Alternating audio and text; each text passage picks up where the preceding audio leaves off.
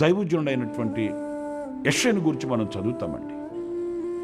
అదేంటంటే, ఎవరిని పంపదు అని ప్రభు అన్నప్పుడు ఆయన విన్నాడట.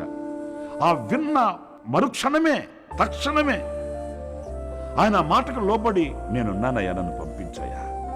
చూసారండి, ఆ ఆశీర్వాదం మనం దాటుకుని ఎలా వెళుతుందండి?